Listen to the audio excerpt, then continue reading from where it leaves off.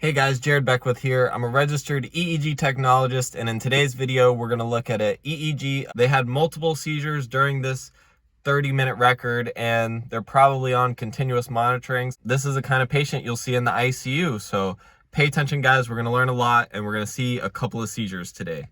So let's say you're a doctor or an EEG technologist monitoring this patient in the ICU, and you know they've been known to have constant seizures. Well, you're going to want to open up the trends and see the big picture, what has transpired over the last few hours, because these studies are usually running for 72 hours a lot of the time. So in the ICU, sometimes more. Now you can go to the trends and you see these flames. These represent the patient's seizures. So we can count how many seizures they've had really easily. 1 seizure, 2 seizures, and we can confirm. Let me stretch this out so we can see the EEG a little bit better. Okay, so we can clearly tell that these are epileptic spikes. We'll go to the 3rd one. Yep, another seizure. And then we'll see this 4th flame. Yep, another seizure. The 5th one.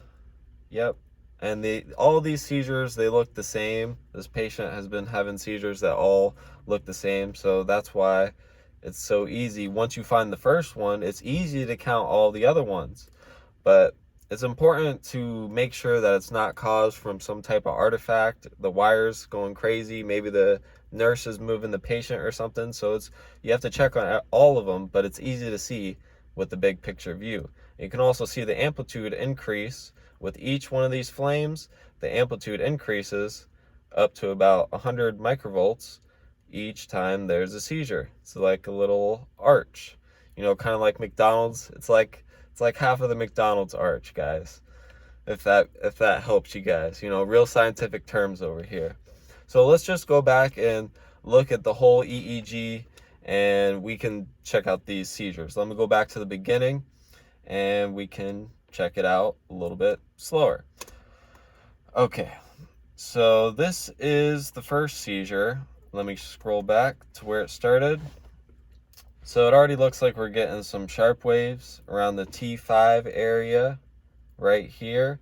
If you see in T6, we're not seeing that. We're seeing a little bit of muscle artifact.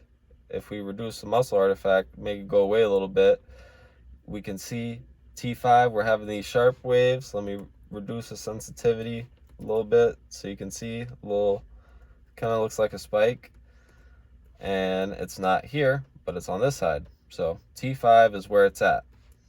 And now we also see some onset of some fast activity, some beta activity in the center, and it's building up into one of those seizures that we were looking at earlier. Now we can see full-blown seizure, all these spikes. It's looking crazy. And as the seizure ends, it starts to calm down. It seems like it's ending in around the P3 area, and now it's about done. So we keep scrolling, going through the record some more. We keep seeing some of these sharp waves at T5. Put the sensitivity down. We can see it's called a negative phase reversal. If you guys aren't familiar, fancy term, but it pretty much just looks like they're kissing. T5, that's how you localize where the abnormality's at in a bipolar montage. In a referential, you're going to want to look for the highest amplitude.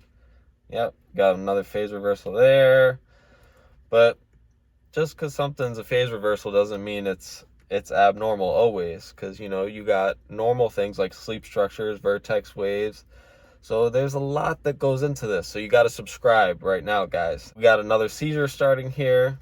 Another one that looks just like the last one with the fast spike activity.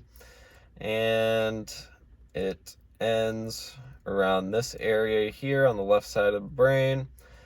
And it's interesting to note that in the history, the doctor said that the patient has had some surgery on the left side, so you might see a little bit higher amplitude on the left side.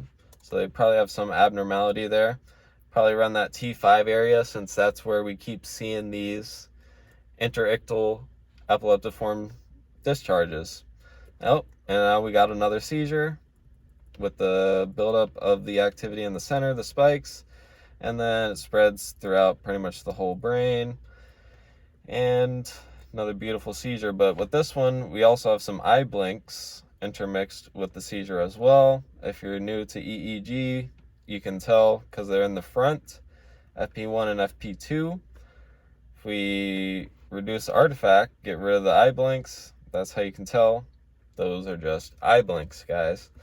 Pretty interesting. And this is the epileptic activity, the spikes. And we keep going, seizure ends around this area. They're all pretty similar, to be honest. And it happens 7 times, guys, as we already saw from the trends. We're almost halfway through now. So this patient is on some medications, Topamax. They're also on multiple benzodiazepines, and that's usually to help treat these seizures that they're having. Here's another seizure. And because this is pretty bad, this patient is seizing 7 times in a span of just 25 minutes. Yeah, that's not good, guys. So the doctor's got to try to adjust medications or something. Seems like they may have even had surgery. I think in the history it said they had something called a vagus nerve stimulator. Now that's used sometimes to like stimulate the nervous system and stop some seizures with some electrical stimulation device, which is really interesting since you don't have to take out a part of the brain for that. That's it. Oh, and this part I wanted to note that F4, the wires being touched, that's why it looks all crazy. That's not seizure activity for you beginners. I know I got all types of people watching these videos, so I like to point out most everything. And we got another seizure starting again. I'm sure you guys could recognize them by now. It's pretty obvious when they come on compared to the regular background of the EEG. And there's nothing more to the EEG other than that other last seizure. So thank you all for watching. Hit the like button if you like it, and I will see you all on the next video.